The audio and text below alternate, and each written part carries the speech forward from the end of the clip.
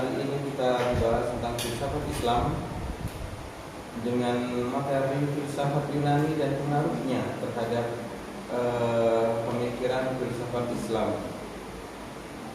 Sebagaimana pernah saya sampaikan kepada kalian bahwasanya filsafat pertama kali itu berkembang di Yunani, sampai kemudian pikiran-pikiran ini mulai dibawa ke Persia.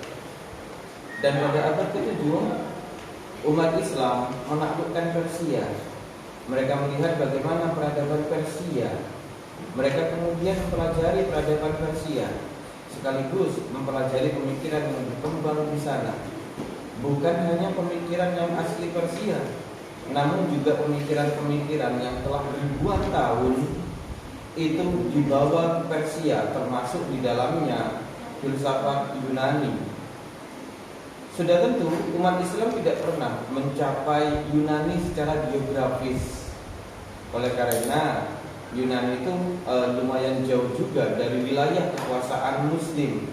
Tetapi pemikiran para filosof Yunani inilah yang diadopsi oleh umat Islam ketika mereka menaklukkan berbagai wilayah. Baik, kita akan mulai diskusinya. Saya silakan kepada. Assalamualaikum warahmatullahi wabarakatuh. Waalaikumsalam. Nanti dibaca bab 3 sampai halaman 3 sampai halaman 7 saja ya. Oke. Yang saya hormati Bapak M. Syarif MPBI serta teman-temanku yang berbahagia. Pada kesempatan kali ini kelompok kami akan membawakan makalah dengan tema Alam Pikiran Yunani dan Filsafatnya serta pengaruhnya terhadap pemikiran manusia. Untuk pembahasan yang pertama yaitu bagaimana awal kemunculan filsafat Yunani. Para ahli tampaknya sepakat bahwa pemikiran ilmiah yang merupakan titik awal kemunculan filsafat merupakan penemuan Yunani. Namun, pemikiran ilmiah tidak muncul dan berkembang tanpa ada faktor-faktor yang mendahulunya. Sebelum lahirnya pemikiran ilmiah, manusia menggunakan mitos dalam menjawab segala pertanyaan tentang alam yang mengitarinya. Mitologi menjawab pertanyaan tentang alam semesta ini dengan jawaban dalam bentuk mite atau dongeng-dongeng yang dipercayai oleh bangsa Yunani. Masyarakat Yunani memiliki sistem kepercayaan bahwa semuanya harus diterima sebagai segala sesuatu yang bersumber dari dongeng-dongeng atau dengan kata lain tidak mengandalkan akal pikiran yang terlepas sama sekali dari kegiatan rasio. Namun, lama-kelamaan manusia tidak lagi puas dengan jawaban mitologi tersebut dan mencoba mencari jawaban yang rasional dari pertanyaan-pertanyaan tentang alam semesta. Dari usaha mencari jawaban rasional tersebut, pertanyaan tentang alam semesta itulah munculnya filsafat. Keinginan yang kuat para pemikir Yunani untuk keluar dari kekuasaan golongan agama bersahaja atau agama berhala serta kekuasaan pemerintah yang zalim semakin mempercepat perkembangan filsafat. Para pemikir atau filosof waktu itu menguji ajaran agama, apa yang dapat dibenarkan oleh akal pikiran dinamakan filsafat dan yang tidak dimasukkan ke dalam cerita-cerita agama. Filsafat sering disebut sebagai ibu dari ilmu pengetahuan karena dasar dari ilmu pengetahuan adalah filsafat, dan filsafat merupakan kebijaksanaan dalam berpikir sebagai jalan untuk mencari kebenaran. Filsafat pada masa Yunani kuno terjadi pada abad ke-6 sebelum Masehi sampai dengan sekitar abad ke-6 Masehi. Perkembangan filsafat manusia lahir karena filsafat mengenai alam tidak memberikan kepuasan berarti bagi para pemikir. Mereka merasa filsafat mengenai alam tidak mampu menjawab dan memberikan penjelasan yang memuaskan tentang manusia. Jadi awal kemunculan filsafat Yunani yaitu dikarenakan pada penduduk tersebut itu tidak percaya dengan dongeng-dongeng yang dipercayai oleh masyarakat sebelumnya. Jadi dengan adanya mitologi tersebut, akhirnya masyarakat Yunani mengandalkan pikiran untuk menemukan alasan-alasan yang rasional. Untuk pembahasan yang kedua, asal mula penciptaan alam menurut kepercayaan Yunani kuno akan disampaikan oleh Pak Fairuz. Poin kedua, awal mula penciptaan alam menurut kepercayaan Yunani kuno memiliki beberapa teori yang beda mengenai asal-usul dunia. Tetapi gagasan yang berlaku umum adalah bahwa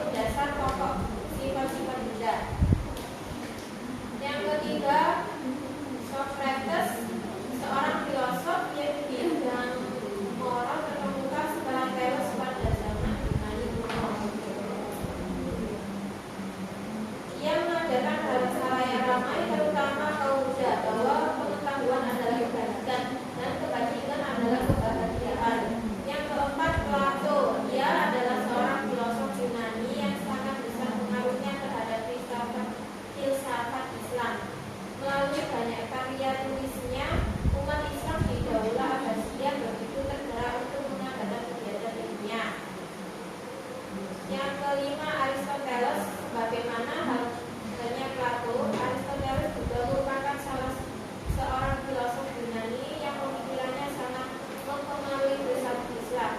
Dia adalah murid Plato yang paling terkemuka.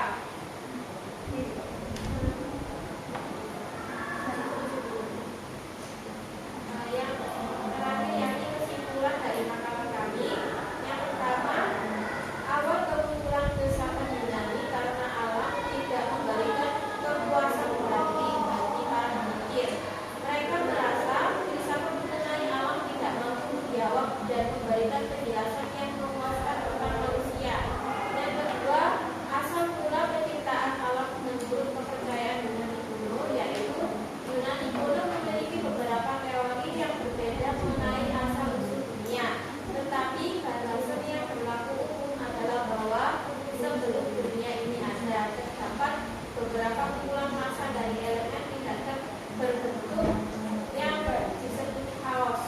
Elemen-elemen ini bergabung, tidak disebutkan bagaimana caranya, kemudian terputus menjadi dua zat yang sangat berbeda. Torsi yang lebih ringan melambung tinggi membentuk langit atau cakrawala seperti kuda yang luas dan penyembuh yang melindungi masa paten di bawahnya. Yang ketiga, para filosof Yunani diantaranya yaitu Thales, Pythagoras, Socrates, Plato, dan Aristoteles.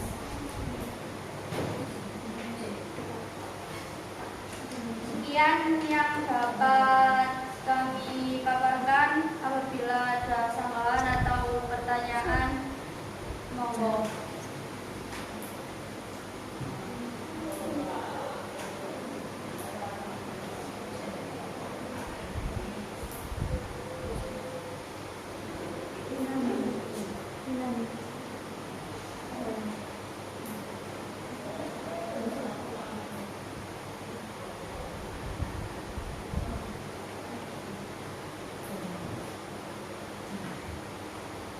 Sahabat-sahabat sekalian, saya berikan kata pengantar sebelumnya.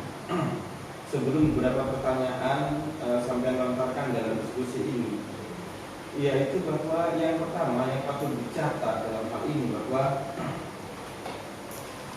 pemikiran filosofi Yunani yang paling berpengaruh bagi umat Islam adalah pemikiran tiga guru besar yang mereka sebut sebagai guru besar adalah yang pertama Socrates, yang kedua Plato, dan yang ketiga Aristoteles. Jarang para filosof Muslim ini menyebut nama-nama para filosof Yunani selain yang tiga tersebut. Itu berarti tiga filosof Yunani itu memberikan pengaruh yang luar biasa signifikan, terutama Aristoteles. Mereka menyebut Aristoteles itu sebagai guru kedua setelah guru pertamanya yang disebut Aflatun.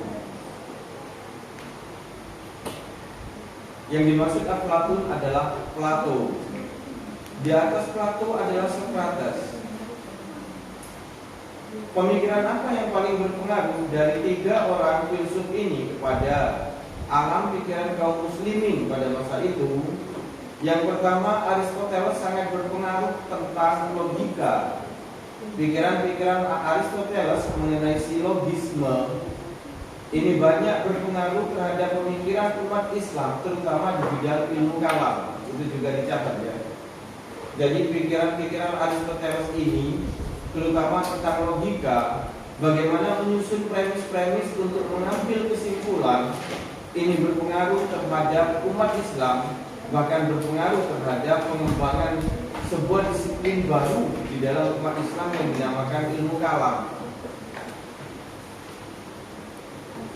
Apa itu ilmu kalam? Ilmu kalam adalah ilmu ketuhanan. Bagaimana praktek umat Islam ketika mereka mengadopsi pemikiran Aristoteles mengenai silogisme? Misal contoh seperti ini. Di dunia ini tidak ada benda yang hadir dengan sendirinya.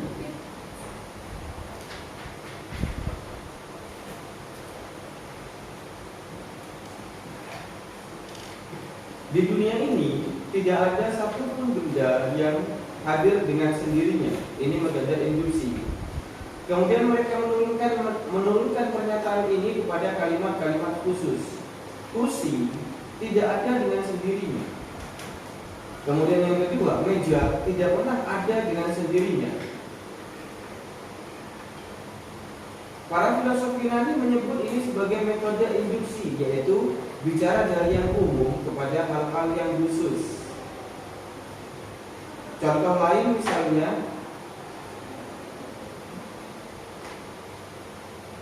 semua manusia itu memiliki pikiran. Lantas mereka kemudian menurunkan premis-premis khusus dalam hal ini. Amin manusia, Satan manusia. Berarti Amin dan Satan memiliki pikiran. Bisa dipahami ya. Ini namanya metode induksi. Yang kedua adalah metode deduksi. Dari hal-hal yang khusus, mereka mengambil kesimpulan kepada hal-hal yang umum. Kita ambil contoh.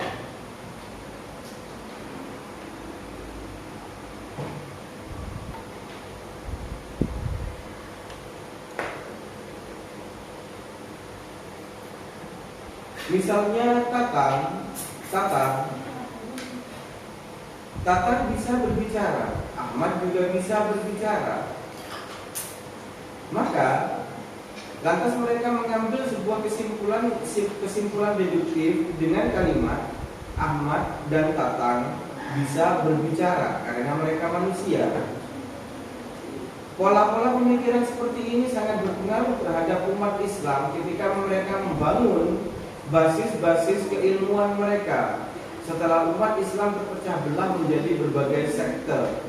Sahabat-sahabat sekalian, jika dari Aristoteles umat Islam itu mengambil cara berpikir silogisme atau cara berpikir mengikuti logika, maka dari Plato mereka mengambil pemikiran-pemikiran tentang bagaimana seharusnya seseorang itu hidup secara sosial, bagaimana seharusnya negara dijalankan, bagaimana seharusnya seorang manusia itu berinteraksi dengan lingkungan.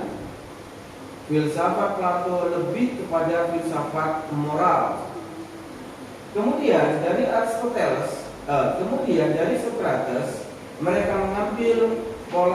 mengambil pemikiran tentang kebajikan dan apa yang tertinggi di dalam hidup ini.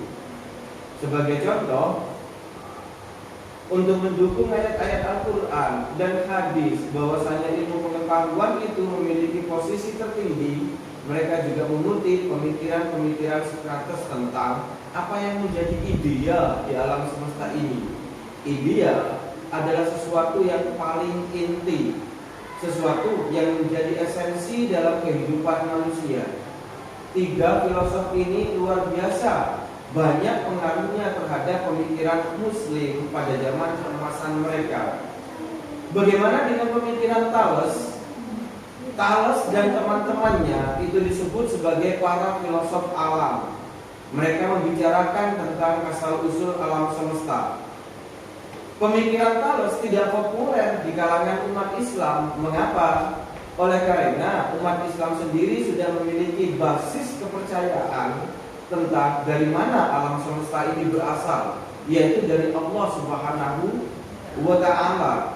Umat Islam sudah meyakini ini, maka mereka tidak perlu mengambil pemikiran-pemikiran para filosof alam seperti Thales dan teman-temannya. Para filosof alam ini memandang bahwa alam semesta ini asal-muasalnya adalah air. Ada juga yang berpendapat bahwa alam semesta ini asal-usulnya adalah api. Ada juga yang berpendapat bahwa alam semesta ini asal-usulnya adalah tanah. Ini mirip dengan kartun Avatar, air, api, tanah. Kemudian yang satu apa? Angin. Sayangnya filosof alam tidak pernah memunculkan ide bahwa asal-usul alam semesta adalah angin. Mungkin mereka berpikir nggak mungkin ya angin menjadi asal-usul alam semesta. Lebih banyak angin ini menimbulkan keributan ketika seseorang mengeluarkan angin. Nah, sahabat-sahabat sekalian, lantas apa pengaruh dari pemikiran Yunani ini ke dalam alam pikiran Muslim, gagasan-gagasan Yunani ini dicangkokkan kemudian ke dalam ilmu-ilmu yang dikembangkan oleh para filosof Muslim, termasuk dicangkokkan, diambil, diadopsi ke dalam pengembangan ilmu kalam, pengembangan ilmu usul fikih, bahkan ke dalam pengembangan ilmu mustalahul hadis, yaitu dengan mencari siapa saja orang-orang terpercaya yang patut diambil kata-katanya di dalam ilmu mustalah hadis. Nah, sahabat-sahabat sekalian, makalah ini sebenarnya tidak memerlukan bab tentang asal mula penciptaan alam menurut kepercayaan Yunani kuno. Mengapa? Karena umat Islam pada zaman keemasannya sama sekali tidak mengambil pemikiran Yunani tentang asal usul alam semesta. Baik itu pemikiran Yunani yang merupakan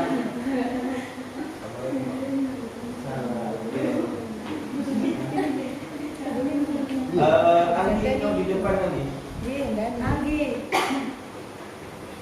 Karena Tatan amat tidak hadir.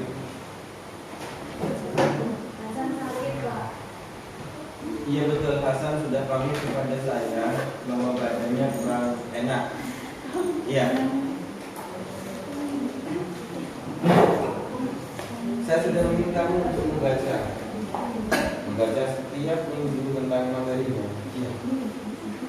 Ingat Andi, sebutir pasir disiksa di dalam terang bertahun-tahun lamanya. Ketika diangkat oleh nelayan, dia berubah menjadi mutiara. Nah, sahabat-sahabat sekalian, umat Islam mengambil pemikiran-pemikiran dari Sokrates tentang idea-idea dan kebajikan. Umat Islam mengambil pemikiran dari Plato tentang kehidupan seseorang di dalam lingkungannya, tentang apa yang harus dilakukan. Umat Islam mengambil dari Aristoteles tentang pemikiran-pemikiran analoginya.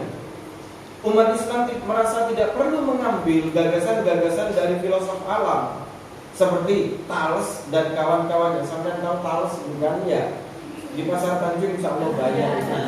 Thales, silakan jika sampai ingin berkenalan dengan Thales. Para filosof Arab ini mengeluarkan gagasan tentang asal muasal alam semesta. Bagi umat Islam, apa perlunya kita sudah memiliki keyakinan teologis yang menyatakan bahwa alam semesta ini berasal dari Allah Subhanahu wa ta'ala. Nah, kita akan mulai diskusinya dari sini tentang pengaruh pemikiran Yunani terhadap alam pikiran umat Islam pas pada zaman kejayaan Islam itu sendiri.